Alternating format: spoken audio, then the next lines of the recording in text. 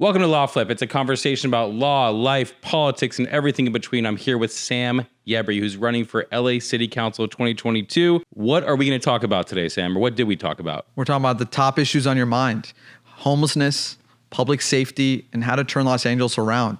We can't continue down this path anymore, and I'm giving up my law practice, giving up a lot of things I do in the community so I can help work with you to tackle these problems. And we'll talk about Persian food and Persian culture a little bit too. Being a Persian, Jew, progressive, how do we deal with all these nuanced issues in a way that makes sense? We're going to figure it out today. Also, Sam, you've raised a lot of money, right? So I'm going to need your help right now. I need your help to figure out, how do I get people to like and subscribe to Law Flip? All right, people. I'm going to blast this out for you. This is a really good episode. So if you like it, share it, subscribe to it, and just post it all over social media. And I'm going to work with you to make this your best and most successful episode ever. See, that's the thing. He's working for the people. He's actually you're going to be working for me. There you go. He's going to be literally working for me, and we're getting him off to a start right now. Like, subscribe. Let's get into the episode. All right. Law flip, objection, Your Honor. Turn the game upside down. Law flip, objection, Your Honor. Turn the game upside down. Okay, the city's back. Los Angeles is back. We have Sam Yebri running for City Council of Los Angeles 2022.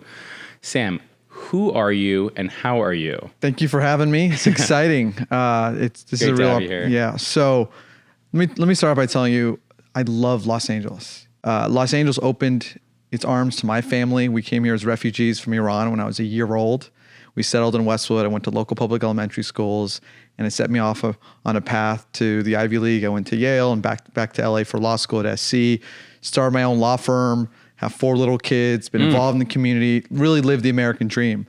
And happy to get into some of the things that I've done in the community that I'm really proud of, including doing a lot of work on behalf of tenants and workers with Pathetic Legal Services on that board, on behalf of folks with special needs on another board called EDA, on behalf of the Jewish community on a handful of organizational boards, including the Anti-Defamation League and the Jewish Community Foundation, involved in the Iranian American community, starting an organization called 30 Years After, whose purpose has been to engage Iranian American Jews more actively in American life.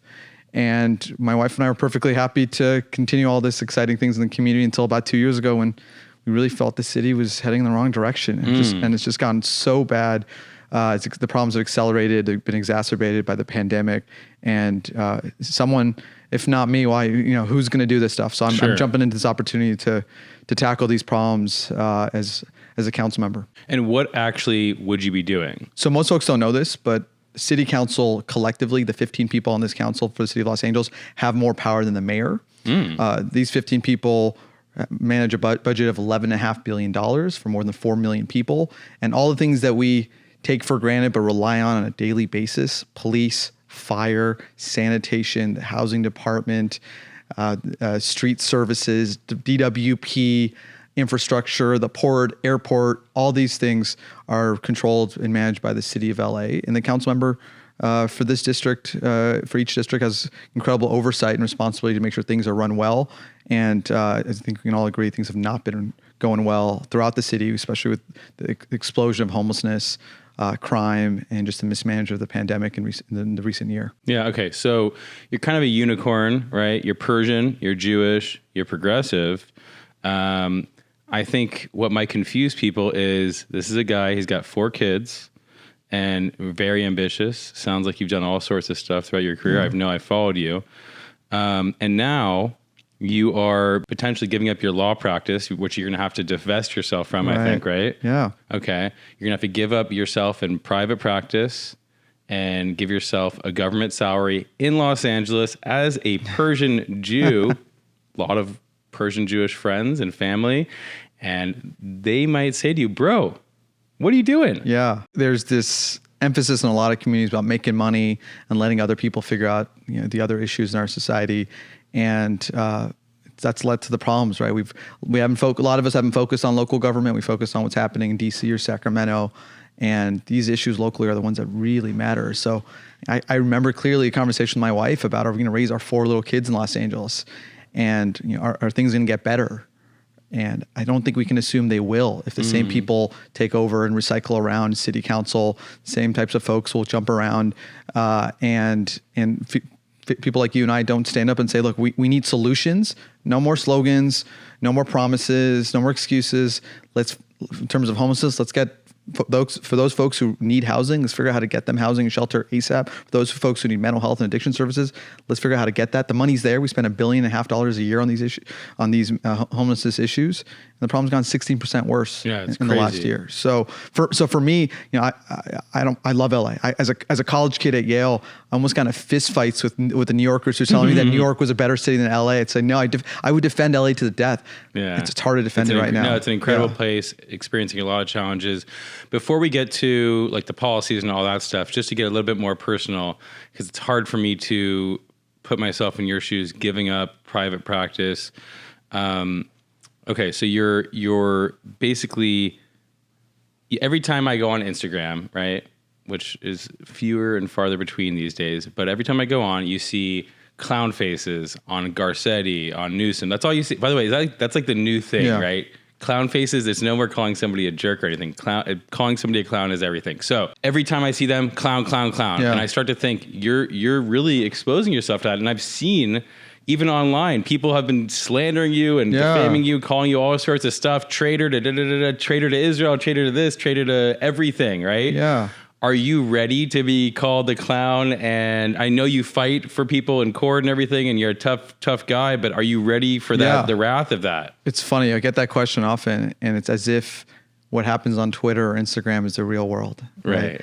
And I think that's led to really bad policies. People in government think that getting attacked on Twitter or protests outside your house means that a whole bunch of people, the majority of the city, are angry or disagree with you.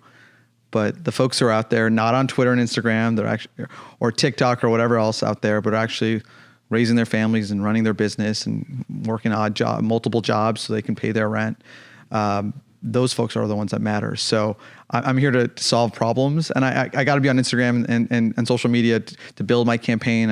I'm on it for all the advocacy stuff I've done over the years too. But I don't take that stuff seriously. And I've got hit by the far left.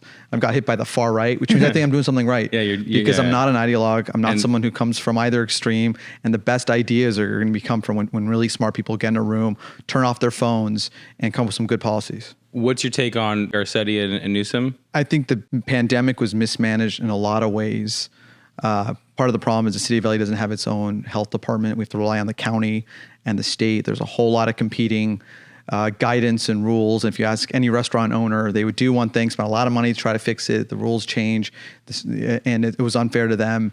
I think both of them deserve some credit for dealing with a really difficult situation, but a lot of blame. Ultimately, what matters is the results. And on the top issue on homelessness, I think a lot of people in government, at the city and the county primarily, which is the folks who are responsible for this, they've failed. Yeah. There's a resounding F for the folks at the city and the county on housing, shelter, mental health, addiction issues, cutting through these are hard issues. There's tensions, but we have to find ways to do it better. We're spending upwards of $700,000 per unit to build permanent supportive housing for folks who are now dying on the streets. 5 people a day in the city of LA are dying. It's taking 5 years to build these projects at a time when we need to get people out of encampments into housing, into treatment, into services with urgency. And I think there's been a real lack of urgency and just a lot of excuses. What would you do? Okay, so homelessness. We have to acknowledge that it's both a housing problem, but also a serious addiction and mental health problems. So on the housing side, for those who Isn't there also just LA is beautiful and we just have to deal with like the disproportionate amount of people coming here because it's so beautiful? Isn't I don't know enough about the issue. Yeah, so statistics do show that somewhere between 10 to 20% of the folks who are homeless in our city have been in Los Angeles for less than 10 years, but the rest are folks who've been here for a long time. So there's affordability issues. There's a whole lot of folks who are sleeping on a bus bench or on a corner in a park or in their car, someone's couch because of an eviction or domestic violence, medical bills, bankruptcy, whatever it is, economic reasons. And those folks, we have to prevent them from falling into homelessness, got to keep them in their homes. We have to get them out of homelessness and into some form of shelter as soon as possible, like immediately. We have to pivot a lot of our dollars to get these shelters built, and then long term, we got to build permanent supportive housing and a lot more affordable housing in the city to cut through that issue. For those folks who have serious mental health issues, right now, you can't get conserved. You can't get forced to get the help that you need if you don't want it. And unless you're an imminent threat to yourself, imminent threat to someone else, or gravely disabled, and that has limited some of the tools that counties can use to get folks the help they need. And there's been some common sense reforms that have been shot down at the state level, and then locally, we've divested our mental health hospitals. There's nowhere for folks who have mental health breakdowns to go other than emergency rooms or jails. And that's not okay. There's something like 81 residential psych beds in the county of LA for 10.5 million people. So as a result, no wonder there's folks who are living on the streets with serious issues that they need help, and we have to do better to reach out to them and get them into the services. That's there's a problem. Myself, I'm a lawyer, and pretty much everybody I know has an almost impossible time finding a therapist, and we're lawyers, right? Could you imagine what they're trying to do? Like them trying to even if they wanted the help, even if they wanted it, that's the big hurdle, right? Okay. Defund the police. One of the worst branding things that I've ever come across, right? Like what is like, it sounds horrible. Yeah. It does a horrible job for whatever they're trying to do. I don't think it's effective. What is it? What is defund the police, and what's your take on it? Right. Terrible slogan. It costs Democrats a lot of seats, but more importantly, there's some objectives of the Black Lives Matter and defund police movement that make a lot of sense. Let's find ways to limit the number of times a police officer has to unholster a gun and potentially use it with someone who doesn't need to potentially get shot, right? Especially young men who are black and brown in our city, right? But if we think about what a police officer is a highly trained, very expensive, and armed city employee. And those folks need to be out there preventing crime, fighting crime. Gang shootings are up 65%. So we can accomplish both things. We can keep neighborhoods, families, communities safe by making sure police officers are focusing their time and resources on core police work, but also we can invest in and improve policing in the city. For example, police officers spend a lot of time, if the DWP line is out, they're there babysitting DWP while they repair that issue. They're there babysitting film production in the city. They pull people over for tickets, like speeding and traffic. Traffic stops that are non-criminal, non-violent, house party calls, a lot of things. The role of police officers in Los Angeles, but really American society in general, has expanded to such a point. That's why there's been some misallocation of resources. That's why the police response times are so low. We have to do better to make sure that we are allocating our resources in the right way. And one more example.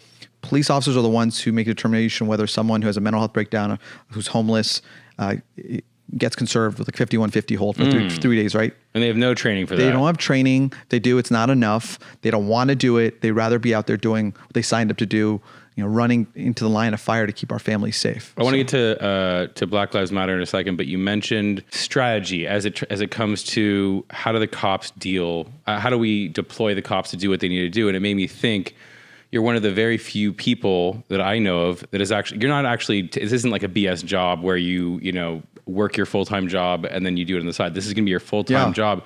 And I imagine that most people who are entrepreneurial and run their own practices like you are not running for city council. So I think one of the things that you bring to the table is looking at that situation, looking at how the cops are deployed and saying like, no, if I ran this place like I ran my law firm, I'm not going to be doing that. Our city has a budget of $11.5 billion. There's plenty of money there to fix every pothole, to pay our city employees well, and fix our infrastructure. We have a 40-year delay in repairs and maintenance of our grid, our streets, our sewer lines, because we haven't been managing our money well. And actually, our city controller, whose job is to audit this stuff, has identified all the fraud and all the waste and all the abuse. Just the homeless housing one being a perfect example. We were promised 10,000 units within 10 years. We voted for that $1.2 billion bond in 2016 called Prop Triple H. We're 5 years in, less than 1,000 units have been built, and at a cost of $500,000 to $700,000 per unit.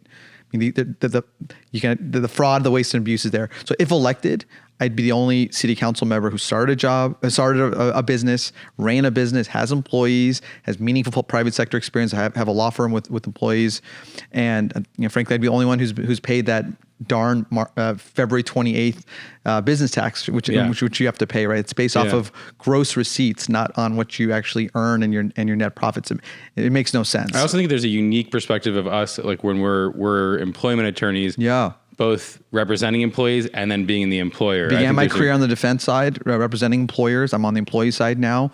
I've experienced on landlord and tenant side over the years in that area of the law as well. And I think that's a really needed perspective, because we're going to come out of the pandemic with some really hard issues. Yeah. Something like 400,000 Angelenos are behind on their rent. And when the eviction moratorium goes away, what do? We can't continue that forever. We can't cancel rent. We can't seize hotels and give that to the folks who are homeless or who are low income. We have to come up with some strategies that make sense. We got to help the mom and pop landlords, because we don't want them to be foreclosed on as well. Do you have any say in taxes? Local taxes, so fees, fines. Anything like material? Yeah, I think there's some material ones. Sure, I think the fees and taxes that a small business pays, a restaurant affects them, right? When you have to spend thousands of dollars to get a sign, all the thousands you pay for permits, the fees that it costs to build anything, the fees and costs and taxes related to putting a solar panel on your house. A lot of it, I think, is not just the dollars, it's the time. Time is money. If you're building, you're adding something, you're starting a business, if it takes 6 months or 9 months to get signage on your new business, that can hurt your business. You may fail just because you're not able to get that permit approved.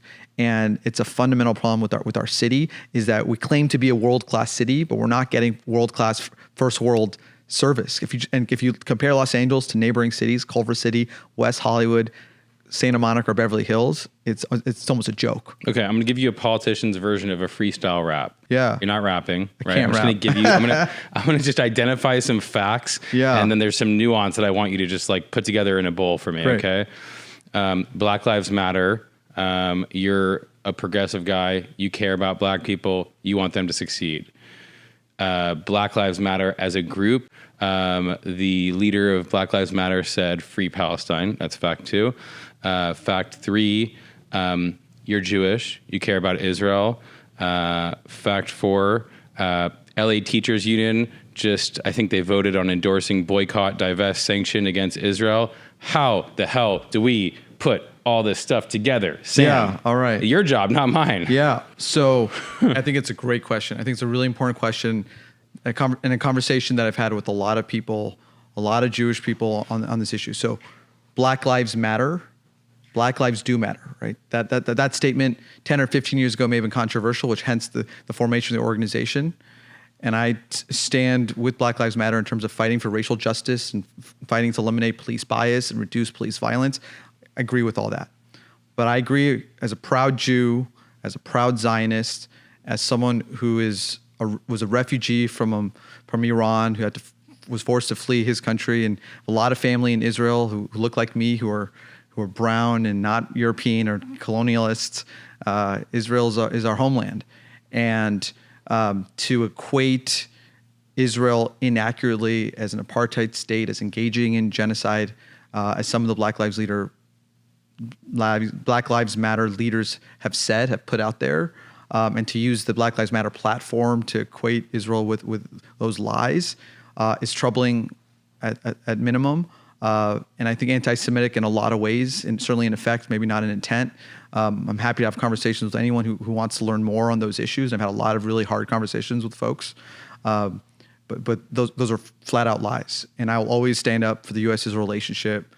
And more relevant to this race is the explosion in anti-Semitism right here at home. Sushi Fumi, that's one of our beloved spots. You can't take that away from us. And there's certainly a correlation with this idea that Jews are killing babies as in Israel, and it's led to some violence locally. And there's another hate crime in the Melrose area with the Jewish kid getting punched in the face, an Orthodox Jewish kid. I think it requires all this stuff. It requires nuance. It requires just like nuance Israel, and conversation. Palestinian issues require nuance. You can't have. But I'll tell you what's also been troubling. I've always stood up and said Black Lives Matter. I've said that we need to stop anti-Asian hate, Islamophobia, LGBTQ. This happens to be Pride Month right now. Having to stand up for others. But when we needed support, when Jews were getting beaten up in our hometown, People were very quiet. people are very quiet. We felt it, right?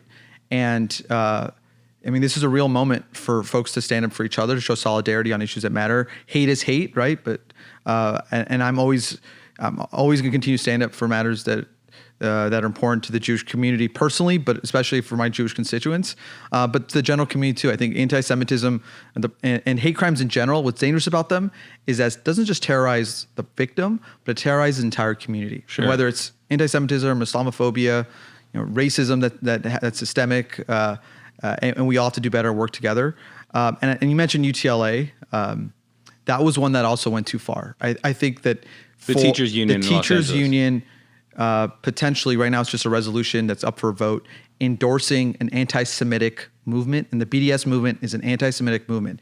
It seeks the boycott, divestment, of sanction of Israel, America's sole democratic ally in the Middle East. Whether it's an issue that's relevant to the teachers union when at a time when they should be figuring out how to open schools and focus on education issues aside, right? But that movement is anti-Semitic, and for them to potentially endorse it, the second largest teachers union in the country, a powerful union in Los Angeles, is wrong, and imagine what it does to Jewish students, Israeli students, and teachers in LAUSD. And there's not been enough leaders who are willing to stand up and say, we disagree with this. If you want to have a conversation, let's have a conversation. But this is not the way to do it, and that resolution is wrong. And I hope every leader and hope every UTLA member stands up against it. The problem is you're too thoughtful, Sam. You're too thoughtful. Everything should just be black or white. Like it's tough for us because we deal with facts and we understand that, issues are complex. I think in this current age, media, it's either a black and white thing. You either everything free Palestine or everything pro-Israel. It is possible, Sam, that you can believe in Palestinian people's rights, that you could believe that Israel has the right to defend itself, that you believe that Hamas is a scum terrorist organization. It's possible to believe all those things. Yes. And it's also possible to believe that we as Jews in America shouldn't be getting attacked for any reason related to potential issues that people have with, Middle East policy. Right. Or because we're wearing a yarmulke. Or because we're wearing a yarmulke. Yeah, exactly. That's exactly right. And the Jewish people care more about the Palestinian kids than I would argue most. All folks agree that we need a two-state solution and peace and security for both peoples. But Hamas is a recognized terrorist organization, and we don't have to get into the politics of it, but when it spills into our neighborhoods, it spills into and creates division in our local schools, that's a big problem. And we have to, like you said, have real conversations about it as opposed to viewing these things perhaps on Twitter, getting only information through that What's medium. been the biggest misperception about you so far? Because there's a lot, I've seen people have endorsed you online and there's 50 comments. He's Persian. He's Jewish. You're only doing that. You're only endorsing him because he's Persian and because he's Jewish. He's really a leftist.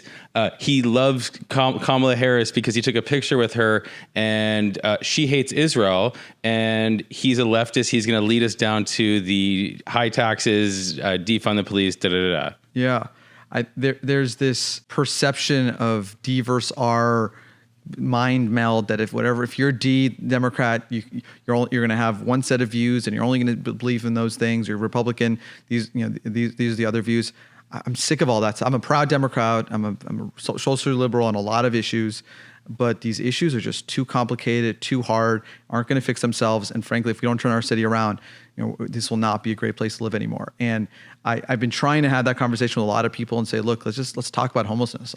I have some ideas. I'm happy to listen to yours and figure out ways to improve my policy ideas. Same thing on public safety, on business issues, housing. There's a lot of stuff. It's the national Trump versus Biden, right versus left stuff is seeped more and more into local politics. Ironically, this is a nonpartisan seat. So when my name appears on that ballot, and there's going to be 7 other names on there too, there's no D or R next to our name. Oh, okay. Yeah. That's interesting. So, but the social media will let everybody know. Yeah, right. Exactly. Yeah. And there's interesting, being the first time, being the first of anything, I'd be the first Iranian American of any religion elected in the city of Los Angeles' history to any office. that carries incredible opportunities, but also a burden. People have perceptions of Middle Easterners, Iranian Jews, and I've tried to dispel some of the negative perceptions or stereotypes. What's been the reaction from the community? It's been incredible. People share their stories of, I remember when Iranians first started coming to Los Angeles and the kids coming to our public schools, and they share, and I love those stories. Yeah. Or and then in the Iranian community, people telling me how proud they are, how exciting they are. It's the first time they've ever donated to candidate, first time they've ever registered to vote, and which is a scary thought, but it's a real opportunity. But I understand that. Win or lose, and I'm going to win. I'm going to be the first, but I don't want to be the last. So I'm going to bring a lot of people of all backgrounds into this, and who are going to walk doors with me. We're going to learn the policy, or be on my staff. We're going to implement some really good ideas from all throughout the city, and that's really exciting for me, is to break down that door in a city that is. We call ourselves Tehrangelous, but this is one area that the Iranian community has never broken through. Not broken through because we're entitled to it. Broken through because we want to make a difference, and that's my stories. I've always tried to be of service and make a difference. And all the boards I've been on, I was city commissioner. I've been honored by organizations. I've raised a lot of money. There's things I've done over the years that I'm really proud of, and I've always just tried to be of service and make a difference. And I think more people are being inspired by that to follow my footsteps. What is the best Persian stew? Everyone will say ghormeh sabzi because that's sort of the staple. I like sweet things, so there's Fesenjoon. I got the guy. Okay, boom. On the topic, right? The food, the culture, the indulgence. Yeah. I love Persians. You guys watch this show, you know enough. I love them. But what makes Persians great? Wow. Okay. I think it starts with a love of tradition, family, hospitality. And it sometimes they even conflict, right? You're supposed to be humble and self-effacing, but we're at times really extravagant. And some of that has to do with, our experience leaving and coming here. We want to live our life. But you won't find someone who is more generous, who loves culture and music, poetry than Iranian. Both my grandfathers were at any moment would bust out Rumi, would bust out a famous poem. And it's something that stuck with me. The language is beautiful. The music, of course, the food we all know. There's just some. I've always advocated for the, spicy tuna on top of fried rice. Yeah. I've always advocated for somebody to do a collab, spicy tuna on top of tahdig. Wow. If that hasn't happened and you take my Someone idea, out there, let's make it happen. There you go. Just make it happen. DM me. I want to order it. Okay. This is the city of fusion. This is the city of diversity. Let's make it happen. That's exciting. We are on to the legal tip of the month. We got 2 this month. We got one from Smith Law Corporation and one from Benowitz Law Corporation. Here we go. This is the legal tip of the month, sponsored by the heavy hitters at Benowitz Law Corporation, www.benowitzlaw.com. With California fully reopened now, there's some important information about vaccines and the workplace that you need to know. First, if your employer is requiring you to get vaccinated or has required you to get vaccinated, you are entitled to be paid for the time you took getting vaccinated if you're paid on an hourly or piece rate or any other non-exempt basis. Second, even if you're not required to get vaccinated by your employer, but you choose to get vaccinated, you have the right to use your paid sick time under California law to do it, and your employer cannot retaliate against you. So go get vaccinated and go get paid. This is a Smith Law Corporation legal tip of the month. We do employment, personal injury, and class actions. So if you were fired, I want you to consider that you may have been retaliated against. Maybe you took a sick leave and your boss didn't like that. Maybe you complained about some illegal practice of your company 2 months ago or 1 month ago, and you got fired. If you think that you were fired because you were retaliated against, I want you to call us 1-833-LAW-FLIP. 1-833-LAW-FLIP. Talk to you soon.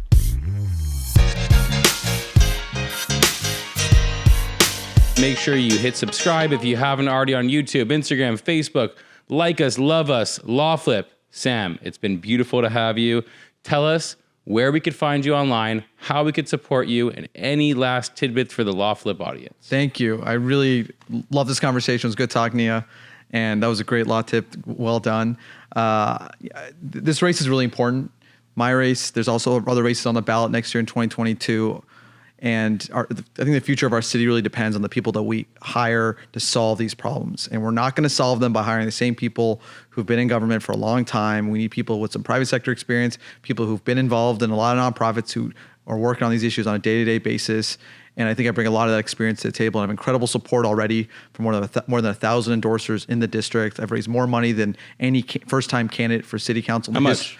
I've raised well over $500,000. Yeah, and in small dollars, right? The max someone can give is $800. So I've had to call every person I've ever met and their friends and their family and their neighbors.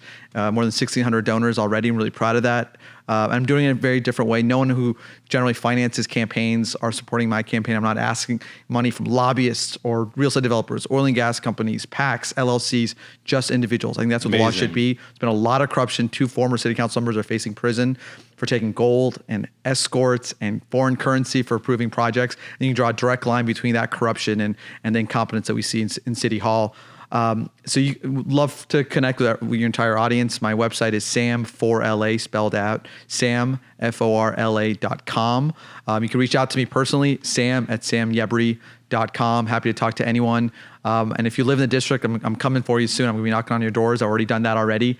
And I look forward to these conversations. Love it. Looking forward to seeing what you do. Thank you, Benji. This was great. I enjoyed it. Okay, awesome. We'll see you next month, Law Flip. Law flip, objection, your honor. Turn the game upside down. Law flip, objection, your honor. Turn the game upside down. Connect with us on Instagram. We're at Law Flip. If you have any legal issues, connect with us. Law Flip is produced by Blue Crescent Media. You can learn more about BCM at bluecrescentmedia.com. Our intro music is provided by Penn Practice, and our Law Flip identity was created by Garrett Whiston and Travis Nagel. And lastly, this podcast is made available by Smith & Benowitz for educational and entertainment purposes only. By listening to this podcast, you understand that no attorney-client relationship is being formed between you and Smith & Benowitz or any of its attorneys. This podcast should not be used as a substitute for competent legal advice from a licensed professional attorney in your state. To the extent this podcast may be considered an advertisement, Benjamin Smith is the attorney responsible for this advertisement. Thank you.